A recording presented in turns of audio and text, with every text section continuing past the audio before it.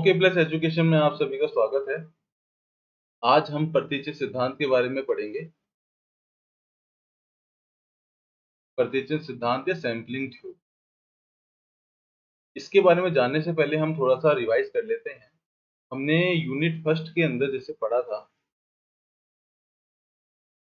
कि डेटा को किसी भी समंको को एकत्रित करने की दो विधियां होती थी। पहली होती थी प्राथमिक और दूसरी होती थी द्वितीयक विधि। इसे हम प्राइमरी मेथड कहते थे और इसे हम कहते थे सेकेंडरी। अब हम डेटा एकत्रित तो कर लेते हैं, उसके बाद हमने क्या किया, इसके केंद्रीय प्रवृत्ति के माप, इसका ग्राफिकल रिप्रेजेंटेशन और इसको टेबुलेशन किया हमने, और इनके विचरण के गुणांक इस तरीके से हमने एनालिसिस करी है। और हमने पता लगाया है कि डेटा के गुण ये होते हैं, इसका माध्य ये होता है, या इसका फैलाव इतना है, या इसकी ऊंचाई इतनी है, या फिर डेटा किसी विषम या सममित है। तो ये हमने सबने पता लगा लिया। लेकिन एक क्वेश्चन ये आता है कि हम डेटा एकत्रित करते क्यों हैं? और डेटा एकत्रित करते भी हैं तो इन प्राथमिक विधि जब उपयोग में लेते हैं, प्राथमिक विधि, तो किन सांख्यिकीय विधियों का ध्यान में रखा जाता है? सांख्यिकीय विधियां ध्यान में रखी जाती हैं। अब हमें पहली बात तो क्वेश्चन ये आया कि डेटा हम इकट्ठा करते क्यों हैं?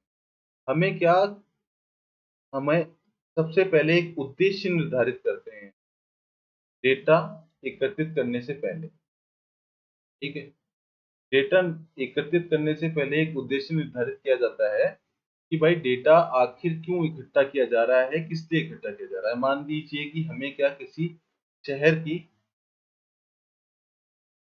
औसत आय ज्ञात करनी है, औसत आय ज्ञात करनी है, तो ये क्या हो जाएगा, हमारा उद्देश्य हो जाएगा।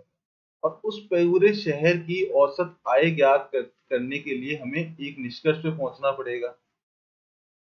इस शहर की औसत आय इतनी है, तो वो निष्कर्ष पे कैसे पहुंचेंगे, वो हम किसी ना किसी डेटा की सहायता से पहुंचेंगे। तो डेटा एकत्रित करने का मेन मकसद यही है कि किसी समष्टि का, ठीक है, या किसी पूरे के पूरे वर्ग का, किसी पूरे किसी समूह का वर्ग के बारे में, उसके गुणों के बारे में अध्ययन करना। ठीक है, अब पूरे गुणों का अध्ययन तो हम कर लेंगे, लेकिन हमारे सामने समस्या ये आती है कि वो समूह क्या होता है, बहुत ज्यादा बड़ा हो सकता है। बहुत, हम मान के चलें पूरा एक शहर हो सकता है, पूरा एक राज्य हो सकता है, या पूरा एक देश हो सकता है, या इससे भी कहीं बढ़कर और भी बड़ी चीजें हो सकती हैं जिनकी हम गणना कर ही नहीं सकते। तो हमें इस कारण से सैंपलिंग विधियों की आवश्यकता पड़ती है कि इनकी अगर हम पूरे की गणना करेंगे तो हमारा क्या होगा, बहुत ज्यादा क्या होता है, टाइम कंज्यूम होता है, बहुत ज्यादा पैसा लगता है, टाइम कंज्यूम होता है, बहुत ज्यादा पैसा लगता है, और प्रीसीजन भी नहीं आता, क्योंकि जब इस पूरे शहर की या राज्य की संपूर्ण गणना की जाती है तो गलतियां होने की संभावना बहुत ज्यादा बढ़ जाती है। तो इसलिए हम क्या करते हैं, सैंपलिंग थ्योरी का यूज देते हैं प्राथमिक डेटा को एकत्रित करने के लिए। अब हम इसके बारे में विस्तृत रूप से पढ़ेंगे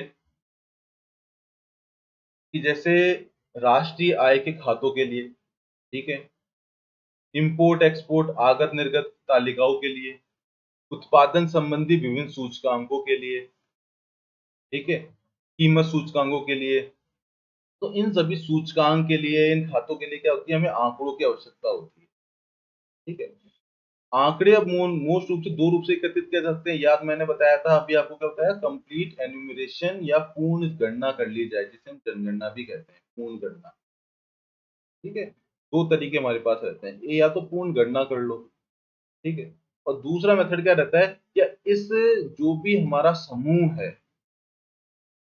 ठीक है, या समूह या वर्ग है, उसमें से क्या करें, हम किसी सांख्यिकीय विधियों के द्वारा एक छोटे सा सैंपल ले लें, छोटा सा प्रतिदर्श ले लें, इसका छोटा सा पार्ट, समूह का एक छोटा सा पार्ट जो होगा, बड़े समूह का कोई भी एक छोटा सा पार्ट क्या होगा, प्रतिदर्श होगा। तो एक क्या करते हैं हम, पार्ट ले लें, इसका पार्ट ले लें, जिसे हम क्या कहेंगे, प्रतिदर्श कहेंगे। तो हमारे पास किसी भी आंकड़ों को एकत्रित करने के लिए दो तरीके रहते हैं। अब इस पहले वाले तरीके में जो पूर्ण गणना गणना वाला तरीका है, उसमें क्या होता है, हम एक समष्टि या समग्र की परिकल्पना करते हैं। हमें किसी भी समूह के किसी विशेष गुण का अगर पता करना होता है, तो उस पूरे समूह को हम क्या कहते हैं, समष्टि कहते हैं। समष्टि लिखा होगा या समग्र लिखा होगा, ठीक है। इंग्लिश में हम कहते हैं उसको पॉपुलेशन। हम किसी भी विशेष समूह की कुछ विशेषताओं के बारे में, उसके गुणों के बारे में जब अध्ययन करते हैं, तो उस पूरे समूह को क्या कहते हैं, समष्टि कहते हैं, ठीक है। ये समष्टि का सभी, अब इसमें जितने भी लोग होंगे इस समय के अंदर, ठीक है, असंख्य लोग हो सकते हैं। इसमें क्या हो सकते हैं, असंख्य लोग हो सकते हैं, ठीक है, जिनको हम काउंट भी कर सकते हैं, और ऐसी भी स्थिति आ सकती है कि काउंट नहीं भी कर सकते। तो इसमें असंख्य लोग होंगे। तो इन असंख्य लोग होंगे या किसी ऐसी चीज की, निर्जीव चीज की गणना कर रहे हैं, तो हम इन पर्टिकुलर पॉइंट्स को क्या कहते हैं, इकाई कहते हैं। जो किसी, ये सभी इकाइयां मिलके क्या करते हैं, समष्टि का प्रतिनिधित्व करते हैं। यदि हम सभी इकाइयों को जोड़ लेंगे, तो वो पूरा क्या बन जाएगा, समष्टि बन जाएगी, पॉपुलेशन बन जाएगी। मतलब एक समूह के अंदर जितनी भी हम व्यक्ति मान लें या कोई और चीज मान लें, हम किसी और चीज के बारे में अगर बात कर रहे हैं, तो वो पूरी की पूरी क्या कहलाई जाएगी, इसे हम क्या कहेंगे, इकाई कहेंगे। तो समष्टि किससे बनके मिलती है, संपूर्ण इकाइयों से मिलकर बनती है। हर एक यूनिट जो इसकी है, वो उससे क्या कहेंगे, इकाई कहेंगे। अब यूनिट कैसे हम डिसाइड करते हैं, कि जिनकी कुछ सामान्य विशेषताएं हो। मनुष्य भी हो सकते हैं, पशु भी हो सकते हैं, कुछ कीमतें भी हो सकती हैं किसी चीज की, या किसी चीज का उत्पादन भी हो सकता है, ठीक है। तो ये हो जाती है हमारी समष्टि। अब ये समष्टि दो प्रकार की हो सकती है। पहली तो हो सकती है परिमित, और दूसरी हो सकती है अपरिमित। अप अपरिमित का मतलब ये है कि जिसकी गणना ना की जा सके। इसमें ऐसे असंख्य लोग हैं जिनकी गणना करना संभव नहीं हो सकता। जैसे अ, अपरिमित में हम एग्जांपल लेते हैं कि मनुष्य द्वारा बोले गए शब्द,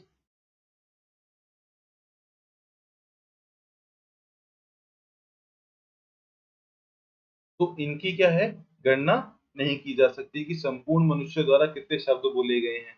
इस प्रकार के जो एग्जाम्पल होते हैं जिनकी गणना नहीं कर सकते, वो अपरिमित में आते हैं। परिमित जिनकी गणना कर सकते हैं, काउंट कर सकते हैं, जैसे हमें किसी शहर की औसत आय ज्ञात करनी है, ठीक है। किसी शहर की औसत आय ज्ञात करेंगे, तो वो शहर क्या हो जाएगा, उनको काउंट किया जा सकता है, तो वो क्या आएगा, परिमित के अंदर आएगा, ठीक है।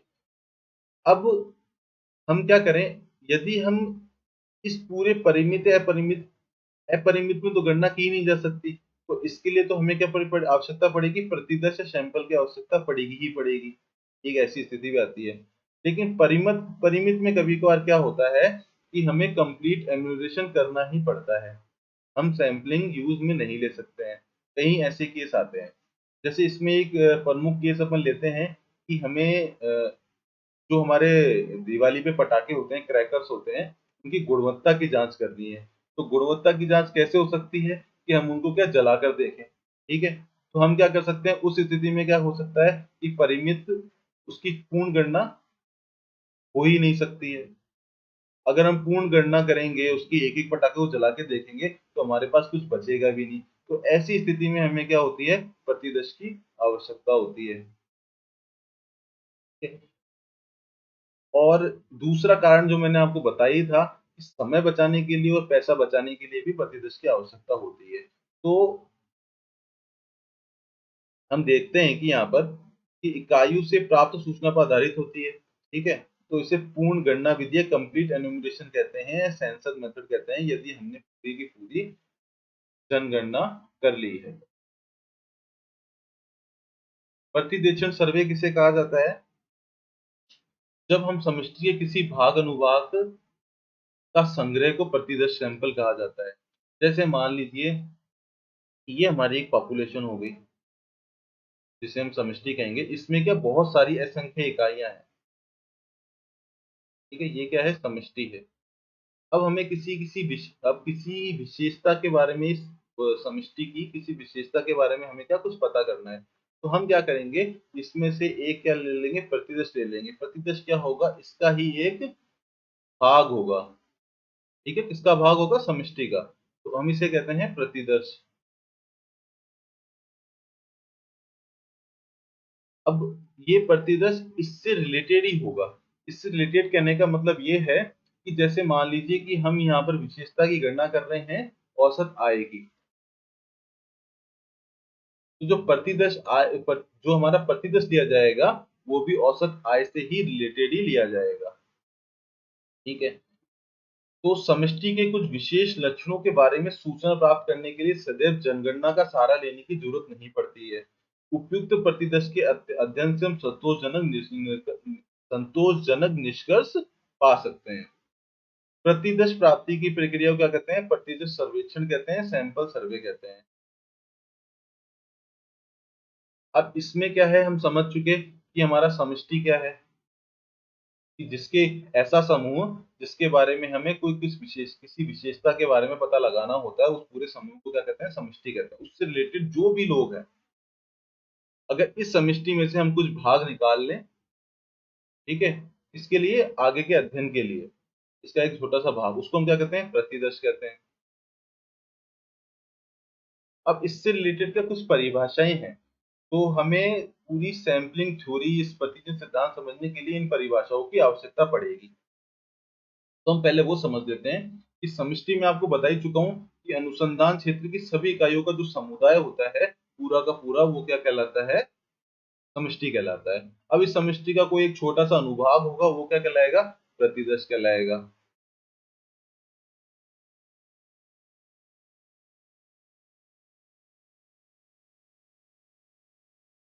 इसमें तो सभी यूनिट आएंगी, और इसके अंदर जो यूनिट होगी वो पूरी संख्या नहीं होंगी। इसी सांख्यिकी विधि द्वारा चयनित यूनिट ही इकाई हम यहाँ पर प्रतिदर्श में लेते हैं। ठीक है, प्रतिदर्श इकाई किसे कहेंगे, तो प्रतिदर्श में चुनी गई इकाई है पॉपुलेशन से, उसे हम प्रतिदर्श इकाई कहेंगे। प्राचल किसे कहेंगे। अब इसमें दो एक मेन डिफरेंस आते हैं, इसे में दो ध्यान रखना पड़ेगा। एक तो क्या हमारा एक वर्ड आया है प्राचल, और दूसरा वर्ड आया है हमारा प्रतिदर्शज। इसे हम कहते हैं पैरामीटर, और इसे कहते हैं स्टैटिस्टिक। ये ध्यान रखना, ये स्टैटिस्टिक से डिफरेंट है। स्टैटिस्टिक से डिफरेंट है। इस स्टैटिस्टिक्स का मतलब होता है सांख्यिकी, और इसका मतलब होता है प्रतिदर्शक। तो हम इन दोनों के बीच में हमें डिफरेंस समझना होगा कि प्राचल और प्रतिदर्श के बीच में डिफरेंस क्या होता है। जो प्राचल होता है वो होता है समष्टि से रिलेटेड। इससे रिलेटेड होगा ये, समष्टि से। और जो प्रतिदर्शक होता है वो होता है सैंपल से रिलेटेड। अब किस तरीके से ये रिलेटेड होता है वो हम देखेंगे।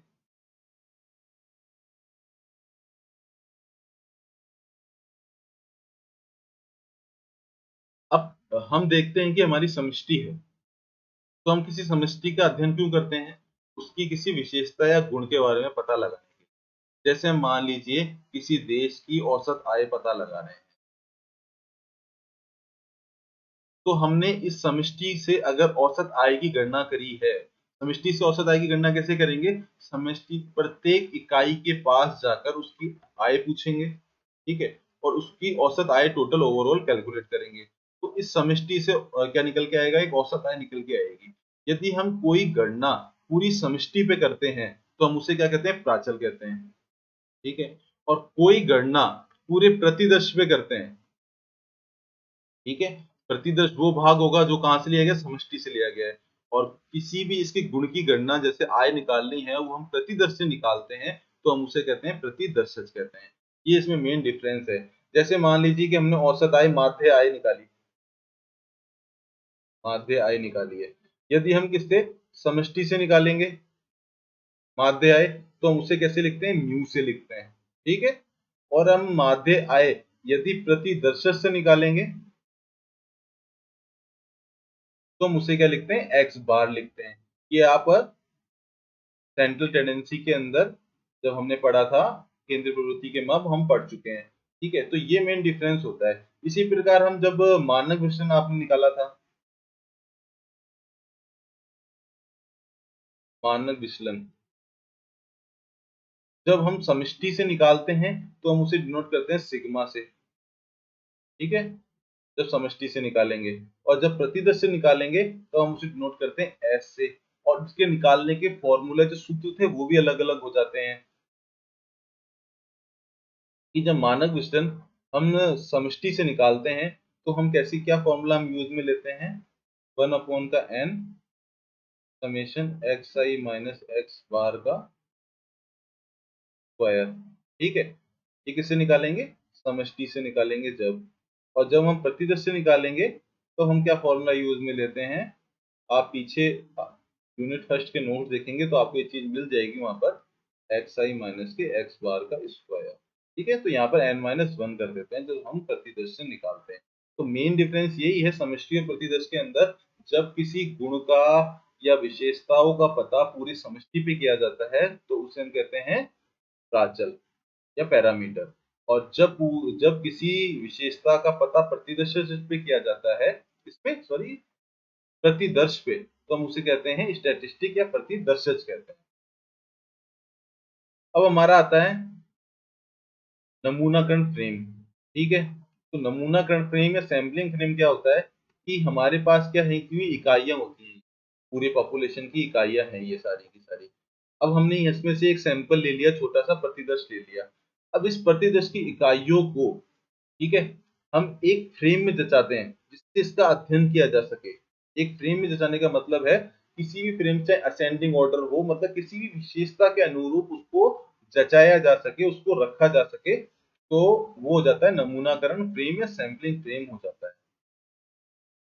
नमूना अंश किसे कहते हैं, सैंपलिंग फ्रैक्शन। इस समष्टि के आकार के अनुपात में प्रतिदर्श का जो आकार होता है उसे हम क्या कहते हैं, सैंपलिंग फ्रैक्शन कहते हैं। इसका मतलब क्या है कि मान लीजिए कि हमने जो अब देख लीजिए कि जो समष्टि की हम टोटल संख्या ले रहे हैं वो हम डिनोट करेंगे कैपिटल एन से। मान लीजिए कि हमने 100 ले लिया, और सैंपल जो हमने निकाला, प्रतिदर्श हमने जो निकाला है प्रतिदर्श, वो निकाल लिया 10 का, इस 100 में से 10 का। तो सैंपलिंग फ्रैक्शन क्या हो जाएगा कि इस सैंपल के अनुपात में जो पॉपुलेशन का अनुपात था उसे क्या कहते हैं, सैंपलिंग फ्रैक्शन कहते हैं। तो 10/100 तो कितना आ जाएगा, 10%। ठीक है, तो हम ये कह सकते हैं ये सैंपल है पूरे पॉपुलेशन का 10% है। तो इस प्रकार से ये परिभाषाएं ये आपको ध्यान रखनी है जो आगे चलकर काफी यूज में आएंगी।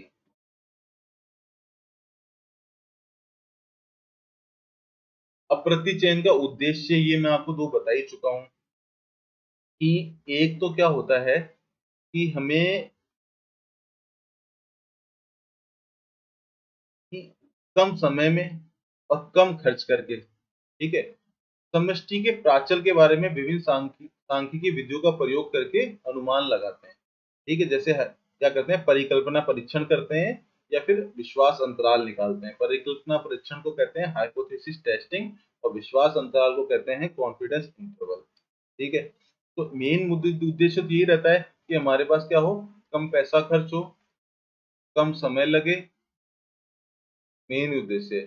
ठीक है, और क्या है, प्राचल के जो विशेष गुण हैं या विशेषताएं हैं, जैसे प्राचल का माध्य या माध्य का, या फिर जो डिस्पर्सन के माप थे मानक विचलन, इनके बारे में हम जब कोई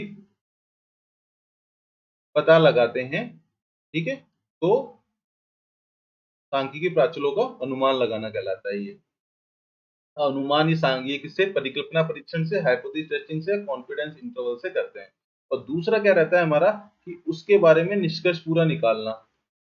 ठीक है, पूरे के पूरे जो हमारा पॉपुलेशन है, हमारी समष्टि है, उसके बारे में कोई भी निष्कर्ष हमें जब निकालना होता है तो हम इसके सैंपलिंग यूज में लेते हैं, क्योंकि पूरी की पूरी समष्टि का हमें जो गणना करेंगे, समष्टि का पूरा अध्ययन करेंगे, तो वो उसमें क्या अधिक समय लगता है और एक्यूरेट भी नहीं होती, क्योंकि अगर ज्यादा गणना की जाएगी तो वो क्या होगी, में संभावना, गलती की संभावना अधिक बनी रहेगी।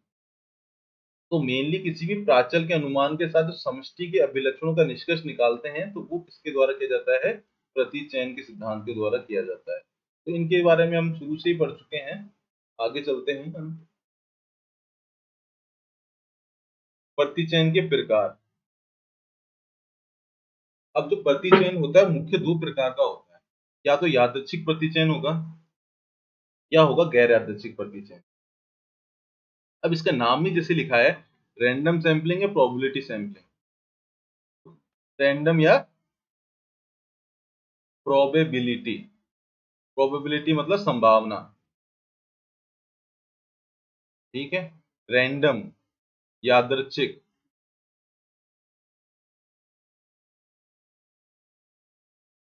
मतलब ऐसी विधि जहां पर यादृच्छिक या संभावना काम में ली जाती है, तो उसे हम क्या कहते हैं, यादृच्छिक प्रतिचयन लेते हैं। तो ये इस प्रकार की जो विधि होती है वो पूर्णतः स्टैटिस्टिकल विधि होती है, सांख्यिकीय विधियां होती हैं। इसमें सांख्यिकीय विधियों का उपयोग किया जाता है कि कहीं ना कहीं संभावना का हम प्रयोग किया जाता है, ठीक है।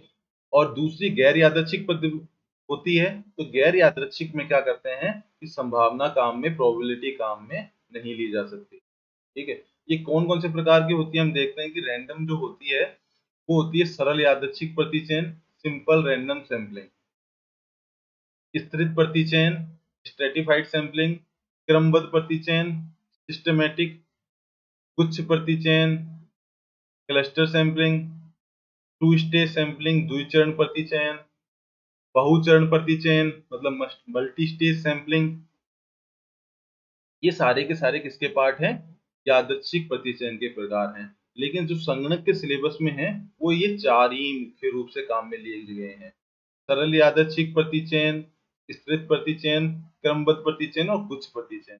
इसके अलावा और भी विधियां होती हैं जो काम में ली जाती हैं, लेकिन अभी हमारे संगणक के सिलेबस में मुख्य रूप से ये चार ही विधि हैं, ठीक है। और जो सरल यादृच्छिक प्रतिचयन है वो दो प्रकार से लिया जाता है, कि प्रतिस्थापन के साथ और प्रतिस्थापन के बिना।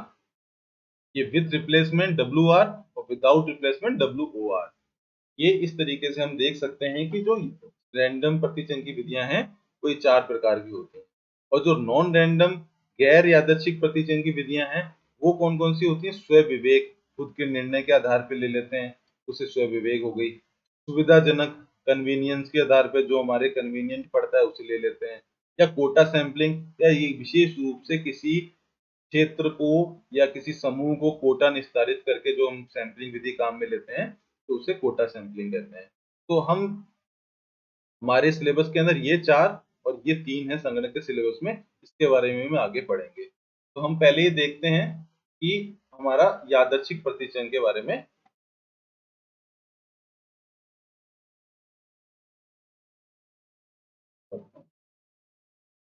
अब यादृच्छिक प्रतिचयन क्या है, कि ऐसी क्रियाविधि है जिसमें प्रत्येक सदस्य की चुने जाने की संभावना बनी रहती है। मतलब कोई ना कोई संभावना है, वो है प्रत्येक व्यक्ति, और संभावना क्या है, बराबर संभावना है, ठीक है, इक्वल, ठीक है। इस संभावना आधारित नजरिए के कारण इसे प्रतिदर्श यादृच्छिक होता है। यादृच्छिक शब्द का अर्थ यह नहीं कि बिना किसी नियम के अनुगण का संयोग से प्रतिदर्श प्राप्त कर ली गई है। ये कहने का मतलब है, यादृच्छिक का मतलब नहीं है कि मन चाहे वहां से हमने सैंपल या इकाई को चुन लिया है। इस इकाई को चुनने के लिए किसी भी पॉपुलेशन में से हम कोई भी इकाई चुनने के लिए किसी न किसी प्रोबेबिलिटी विधि का उपयोग लिया जाता है, सांख्यिकी विधि या संभावना काम में ली जाती है, ठीक है। ये नहीं करना है कि हम इसमें से रैंडमली रूप से किसी भी चुन लें। सब प्रथम इसमें क्या किया जाता है, प्रोबेबिलिटी असाइन की जाती है, संभावना निर्धारित की जाती है प्रत्येक इकाई की, उसके बाद उसे चुना जाता है। तो इसका मतलब यादृच्छिक का मतलब ये नहीं होता कि कहीं से भी किसी को भी चुन लिया। तो हम पहली विधि के बारे में पढ़ते हैं, सरल यादृच्छिक प्रतिचयन, simple random sampling. Simple random sampling में क्या होता है कि जनसंख्या की प्रत्येक इकाई को समान अवसर मिलता है चयन होने का। ठीक है, जो मैं ये बता रहा था कि बराबर इक्वल, कि सबको बराबर प्रायिकता निर्धारित की जाती है सभी इकाइयों को, तो वो किसे कहते हैं? सरल यादृच्छिक प्रतिचयन कहते हैं। अब जैसे इसका उदाहरण आप समझिए कि हमें 60 छात्र हैं किसी कक्षा के अंदर, ठीक है, और हमें सिर्फ इसमें से 25 छात्र छांटने हैं। तो हमारे जो 60 छात्र हो गए, ये तो हमारा क्या हो गया? क्या हो गया? समष्टि। और हमें किसी विशेष गुण के अध्ययन के लिए, चाहे उनके मार्क्स हो, चाहे उनके ग्रेड हो, या किसी उनकी हाइट हो, या उनका वजन हो, हमें किसी विशेषता की तुलना के लिए हमें इसमें क्या करना है? प्रतिदर्श छांटना है। प्रतिदर्श की साइज कितनी हो जाएगी? 25।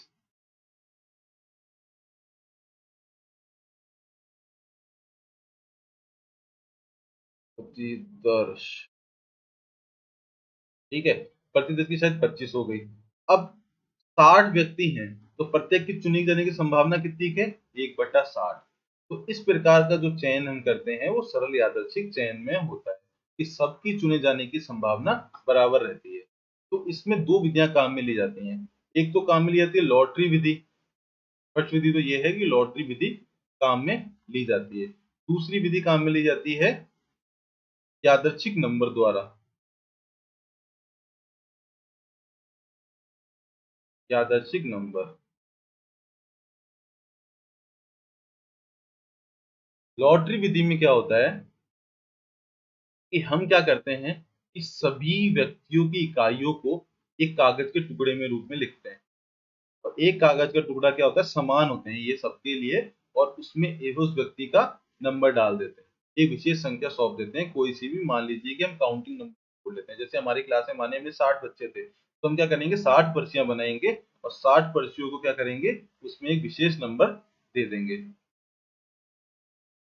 अब इन पर्चियों को क्या करेंगे? मोड़ कर, ठीक है, एक किसी भी बर्तन के अंदर या किसी डब्बे के अंदर डाल देंगे। अब क्या करेंगे? फिर किसी एक व्यक्ति को बुलाएंगे जो बिल्कुल तटस्थ हो। तटस्थ करने का मतलब है वो किसी की साइड लेने वाला ना हो। वो उस बर्तन में हाथ डालेगा, डब्बे में हाथ डालेगा, और 25 पर्चियां ऐसी निकाल लेगा। ठीक है, अब इसके अंदर क्या हो गया? सबकी चुने जाने की संभावना सेम है, सब बराबर है, क्योंकि किसी की भी पर्ची हाथ में निकल सकती है। तो इस प्रकार के प्रतिचयन को कहते हैं सरल यादृच्छिक प्रतिचयन, और इस विधि को कहते हैं लॉटरी विधि। अब इस लॉटरी विधि में भी दो तरीके हैं। अब मान लीजिए कि उसने उससे डब्बे में पॉट में हाथ डाला, ठीक है, और एक क्या करे? पर्ची निकाल ली। अब क्या डब्बे के अंदर क्या बची? 59 पर्चियां बची हैं। एक तो इसके बाद दो तरीके हैं, या तो उस पर्ची को वापस उस डब्बे के अंदर दोबारा डाल दे, तो हम इसे फिर दूसरी पर्ची निकाले। तो इस प्रकार के प्रतिचयन क्या कहते हैं? विथ रिप्लेसमेंट, ठीक है, प्रतिस्थापन के साथ। और यदि वो उस पर्ची को दोबारा अंदर नहीं डालता है और 59 पर्चियां रह जाती हैं, फिर दूसरी पर्ची निकाल लेता है, फिर 58 पर्चियां रह जाती हैं, तो इस प्रकार के चयन को कहते हैं WOR, विदाउट रिप्लेसमेंट, बिना प्रतिस्थापन के। ठीक है, इसके बारे में हम आगे पढ़ेंगे, लेकिन हमें यह जानना है कि लॉटरी विधि क्या होती है। वो हम देख चुके हैं कि किसी भी एक डब्बे के अंदर सारी पर्चियों को एक विशेष नंबर दिया जाता है, और उसके बाद एक एक करके वो उसमें से हाथ डाल के एक एक पर्ची निकाल ली जाती है। तो इस प्रकार की विधि को क्या कहते हैं? लॉटरी विधि कहते हैं। दूसरी विधि होती है यादृच्छिक संख्याओं के प्रयोग से। यादृच्छिक संख्याओं का प्रयोग में क्या होता है कि है ना, हमारे पास क्या, आप नेट पे देखेंगे या कहीं सांख्यिकी की जो किताबें होती हैं, उसके अंदर अंतिम पेज के अंदर ये सारी की सारी यादृच्छिक संख्याएं दी हुई होती हैं। ये यादृच्छिक संख्याएं अलग अलग वैज्ञानिकों द्वारा दी गई हैं, टिपेट के द्वारा दी गई हैं, फिशर और येट्स के द्वारा दी गई हैं, या हम कंप्यूटर जनित यादृच्छिक संख्याएं भी काम में ले सकते हैं। कंप्यूटर में यादृच्छिक संख्याएं देखने के लिए आप देख सकते हैं कि जब भी आप एक्सेल के अंदर जाएंगे, या बहुत सारे सॉफ्टवेयर होते हैं, मैं आपको सिंपल सा एक तरीका बताता हूँ। एक्सेल के अंदर जाके बराबर लिख के आप RAND, मतलब रैंडम और ऐसे एक ब्रैकेट लिखेंगे तो एक वो कोई सी भी संख्या निकाल के दे देगा। या आपको किसी संख्या के बीच में संख्या चाहिए, जैसे 1 से 100 के बीच में कोई रैंडम संख्या चाहिए तो रैंड करके RAND 100 लिखेंगे तो रैंडम संख्या दे जाएगा। इस प्रकार क्या करते हैं, कंप्यूटर से भी हम रैंडम संख्या जनरेट कर सकते हैं। अब इसमें क्या करते हैं, यादृच्छिक संख्या का प्रयोग कैसे करते हैं, तो जो अभी तक जो मुख्य रूप से जो काम में ली जाती है वो कौन सी काम में ली जाती है, फिशर एड्स के द्वारा जो हमारे पास यादृच्छिक संख्या दी गई है वो काम में ली जाती है। इसमें फिशर एड्स की संख्याओं में क्या है, इन्होंने 2 अंकों की, 3 अंकों की, 2 अंकों की और 3 अंकों की बहुत सारी संख्याएं दी हैं।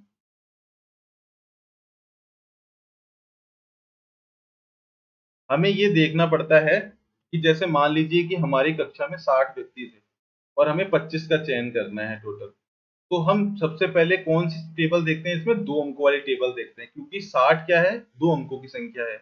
यदि किसी क्लास में 160 बच्चे होते तो हम क्या देखते, 3 अंकों वाली देखते। यदि किसी क्लास के अंदर 5 वो मान लीजिए कि 1100 बच्चे होते तो हम क्या देखते, 4 अंकों वाली देखते टेबल। तो ये अलग अलग टेबल दे रखी है, तो हम 60 बच्चों के लिए क्या करेंगे, 2 अंकों वाली टेबल देखेंगे।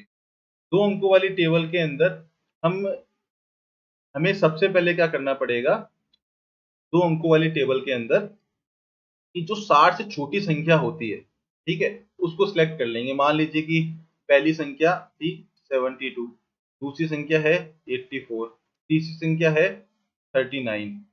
तो हम 39 का चयन कर लेंगे। अब 39 के कॉरेस्पॉन्डेंस में जो बच्चा है उसके सामने जो बच्चा है उसे हम चुन लेंगे। तो 39 के सामने कौन सा बच्चा होगा, इसके लिए हमें क्या पढ़ना पड़ेगा, उन सारे के सारे जो हमारे समष्टि है 60 बच्चों का है, उसे हमें सैंपलिंग फ्रेम में रखना पड़ेगा, उसे किसी व्यवस्था के थ्रू जचाना पड़ेगा। मान लीजिए कि हमने उसे बढ़ते हुए क्रम में जचा दिया या सामने उसको लाइन में जचा के उनको काउंटिंग कर ली, तो 39वें नंबर पर जो बच्चा है वो हमारा पहला सैंपल हो जाएगा। फिर हम आगे बढ़ेंगे, मान लीजिए कि दूसरी संख्या आ गई 25, ठीक है, तो 25वें नंबर पे जो बच्चा होगा उसका चयन हो जाएगा। इस प्रकार हमारे पास आ जाएगा दूसरा सैंपल। यही विधि हम बार बार अपनाते जाएंगे जब तक कि हमारे पास 25 विद्यार्थी टोटल इकट्ठे नहीं हो जाते हैं। तो इस प्रकार की जो विधि है यादृच्छिक संख्याओं की विधि होती है। अब जो सरल यादृच्छिक प्रतिशत के दो भी होते हैं, मैं आपको पहले बता चुका लॉटरी मेथड के अंदर कि प्रतिस्थापन के साथ में और बिना प्रतिस्थापन के। हम दोनों के बीच में अंतर देखेंगे कि दोनों के बीच में मेनली अंतर क्या होता है। SRSWR क्या होता है, इकाई का चयन करते उनके लक्षणों को नोट करने के बाद पुनः उसे समष्टि में वापस डाल देते हैं। ये मैं आपको बता चुका कि हमारा पॉट था, डब्बा था एक, उसमें हमने क्या किया, एक पर्ची निकाल ली बाहर, उसको उसका निकाल के उसका नंबर नोट कर लिया, मान लीजिए जो 25 आया, और वो पर्ची वापस मोड़ के उस डब्बे में वापस डाल दी। ठीक है, तो ये SRSWR होता है। और SRSWR में क्या होता है कि चुने जाने के बाद इसे समष्टि में दोबारा शामिल नहीं किया जाता है। अब इस दूसरा इसमें क्या है कि अगर दोबारा डाल दिया तो उसके दोबारा चुने जाने की संभावना भी बनी रहती है। इसमें दोबारा चुने जाने की संभावना नहीं होती है, क्योंकि उसे निकाल के बाहर ही रख दिया जाता है पर्ची को, और बाकी बची हुई पर्चियों में से नंबर आगे के निकाल लिए जाते हैं। तो इसमें चुने जाने की संभावना दोबारा बिल्कुल भी नहीं होती है। इसमें क्या होता है कि समष्टि में इकाइयों की संख्या जो कि त्यों ही बनी रहती है, कि हमारे पास 60 बच्चे थे तो 60 के 60 ही रहेंगे, क्योंकि पर्ची हम वापस बार बार डाल दे रहे हैं अंदर, तो 60 के 60 ही बचे रहेंगे। इसमें इकाई के प्रत्येक इकाई के चयन के बाद समष्टि की संख्या बदल दी जाती है। समष्टि के प्रत्येक सदस्य की प्रतिदिन में चुने जाने की संभावना एक जैसी रहती है, क्योंकि उसमें 60 ही रहेंगे हमेशा, हर बार चयन के उपरांत उसमें क्या रहेगा, 60 ही बच्चे रहेंगे। इसमें क्या रहेगा कि हर बार चयन के बाद पहली बार में चयन के 59 बच गए, तो अब चुने जाने की संभावना कितनी होगी, सबकी 1/59। फिर दूसरी बार में 58 बच्चे ही बचेंगे, तो चुने जाने की संभावना कितनी बच गई, 1/58। ऐसे ही हम 25वें बार तक पहुंचेंगे तो चुने जाने की संभावना कितनी बचेगी, 1/26। तो इनकी चुने जाने की संभावना क्या है, बदलती जाती है, प्रायिकता क्या होती है, बदलती जाती है। ऐसा है WR के अंदर। अब दोनों ही मेथड के अंदर सभी इकाइयां क्या होती हैं, एक दूसरे से स्वतंत्र होती हैं। ये नहीं होता कि एक इकाई को स्वतंत्र चुनने के बाद उसका जो फर्क है या उस पे जो दूसरी इकाई पे उसका फर्क पड़ता है, ऐसा नहीं होता कि यदि किसी एक इकाई को हमने चुन लिया है तो वो दूसरी इकाई से स्वतंत्र होती है, दोनों ही चयन विधियों में, चाहे हम प्रतिस्थापन के साथ में करें या प्रतिस्थापन के बिना करें। ठीक है। अब जो सरल यादृच्छिक चयन था, सरल यादृच्छिक चयन, इसके कुछ गुण और सीमाएं होती हैं, वो हम पढ़ लेते हैं कि ये क्या मान के चलता है कि जो पूरी पॉपुलेशन है, समष्टि है, वो एक जैसी होनी चाहिए, उनमें सभी विशेषताएं एक जैसी होनी चाहिए। इसका कहने का क्या मतलब है कि जैसे मान लीजिए कि हमें किसी शहर की औसत आय की गणना करनी है, तो हम ये मान के चलते हैं कि उस पूरे शहर में एक ही जैसे लोग रह रहे हैं, सजातीय प्रजाति के लोग रह रहे हैं। सजातीय का मतलब ये है कि जैसे वो वहां पर मध्यम वर्ग के ही, उस पूरे के शहर के अंदर मध्य वर्ग के लोग ही रह रहे हैं, तभी जो हमारा सैंपल के थ्रू चुन के आएगा, वो सैंपल पॉपुलेशन को पूर्ण प्रतिनिधित्व करेगा। ठीक है। अगर वो हमारे अलग अलग तरीके के लोग रहेंगे, निम्न वर्ग के लोग भी रह रहे हैं, मध्यम वर्ग के लोग भी रह रहे हैं, और काफी जो रिच पीपुल हैं वो भी रह रहे हैं। ठीक है। तो इसमें क्या है, जो हमारा सैंपल आएगा, प्रतिदर्श आएगा, वो इसका पॉपुलेशन का प्रतिनिधित्व नहीं करेगा। जैसे मान लीजिए कि हमने इसमें से 20 का सैंपल ले लिया पॉपुलेशन में से। अब 20 का सैंपल जब लिया हमने पूरी पॉपुलेशन में से, तो इसमें मान लीजिए कि 10 तो निम्न वर्ग के आ गए, 8 है ना हमारे पास आ गए उच्च वर्ग के, और 2 आ गए मध्यम वर्ग के। आपको दिखाई नहीं दे रहा होगा, यहाँ से देखते हैं कि हमने जो सैंपल लिया है उसके अंदर आ गए हैं 10 तो निम्न वर्ग के हैं, 8 मध्यम वर्ग के हैं, और 2 क्या है, 2 मध्यम वर्ग के मान लीजिए, 8 उच्च वर्ग के मान लीजिए। तो उच्च वर्ग की जो आय होगी वो बहुत ज्यादा होगी, मध्यम वर्ग की मीडियम होगी, और निम्न वर्ग की बहुत कम होगी। लेकिन हम क्या देखेंगे कि जो हमारी आय निकल के आएगी वो क्या आएगी, इससे फ्लक्चुएटेड आएगी, जो हमारे, क्योंकि मध्य इसमें उच्च वर्ग के लोगों की संख्या काफी ज्यादा अधिक है, तो हमारी शहर की आय का प्रतिनिधित्व तो नहीं करेगी। क्यों नहीं करेगी, हम नहीं कह सकते कि मान लीजिए कि हमारे पास आ गया 80,000 रुपए, तो हम ये नहीं कह सकते कि प्रत्येक व्यक्ति की औसत आय 80,000 रुपए है। ठीक है। तो इसमें ये मान के चलता है कि समष्टि सामान्य विशेषताएं की एक जैसी होनी चाहिए, उनमें सभी में एक ही विशेषताएं होनी चाहिए, एक तरीके के ही लोग होने चाहिए। अब इसमें क्या है गुण, कि इसमें सभी प्रत्येक इकाइयों की चुनी जाने की संभावना एक जैसी रहती है, बराबर रहती है, ऊपर नीचे नहीं होती कि सभी एक जैसे ही लोग होंगे। हम मान के चलेंगे कि यदि पॉपुलेशन के अंदर सारे लोग एक जैसे ही होंगे तो उनकी चुने जाने की संभावनाएं भी एक जैसी होंगी, और जो हमारा प्रतिदर्श निकल के आएगा, सैंपल निकल के आएगा, वो भी पॉपुलेशन के जैसा ही निकल के आएगा, पॉपुलेशन का पूर्णतः रिप्रेजेंटेशन वो करेगा, पूर्णतः प्रतिनिधित्व करेगा। ठीक है। अब इसकी सीमाएं क्या हैं? तो सीमाएं क्या हो जाएंगी, जो गुण है उसके विपरीत सीमाएं होती हैं। हमें ऐसा कोई भी प्रैक्टिकल नहीं मिलेगा कि वहां पर एक जैसे ही लोग रहते हों। ठीक है, ऐसा कोई भी शहर नहीं मिलेगा। ठीक है, तो इसकी क्या है, एक ये सीमा भी है कि समान प्रजाति जैसे लोग नहीं मिलते हैं। दूसरी क्या है, यदि समष्टि का माप काफी अधिक हो, जैसे मान लीजिए कि हमने एक बहुत बड़ा शहर ले लिया। ठीक है, छोटा मोटा ना लेके हमने जैसे मेट्रो शहर ले लिए, मुंबई दिल्ली जैसे शहर ले लिए, तो उसमें क्या है, लोग काफी, इकाइयों की संख्या काफी अधिक होती है। ठीक है, तो हम उसे सूचीबद्ध करने में बहुत टाइम लग जाएगा, और सूचीबद्ध हमें करना ही पड़ेगा, चाहे हम लॉटरी मेथड काम में ले लें, चाहे हम यादृच्छिक संख्याओं का प्रयोग करें।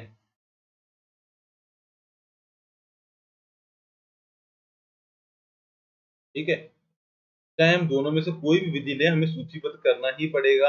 तो अगर पॉपुलेशन की साइज, समष्टि की साइज बहुत अधिक है, तो इसका का प्रयोग नहीं लिया जा सकता है। ये मैं बता ही चुका, सजातीय नहीं होते तो ऐसा प्रतिनिधित्व नहीं करेगा पॉपुलेशन का। इकाइयां स्वतंत्र होनी चाहिए, अंतः यादृच्छिक चयन संभव नहीं होगा। यदि एक इकाई दूसरे से रिलेटेड है पॉपुलेशन के अंदर, तो यादृच्छिक चयन, सरल यादृच्छिक चयन पॉसिबल नहीं होगा।